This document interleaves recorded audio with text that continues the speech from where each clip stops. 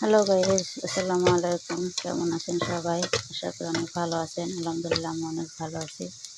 এতে চলে আসলাম নুডলস বানাতে। এমন সময় নুডলস বানাতে লেগেছে, কারণে চলে গেছে। এই সময়তে নুডলস বানাচ্ছি।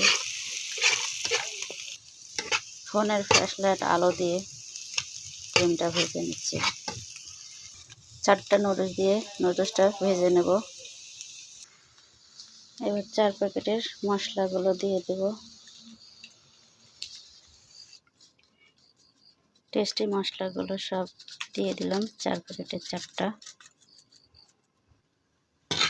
তো আমার নুডলস রান্না শেষ হয়ে গেছে। আমার নুডলসের ফাইনাল লুক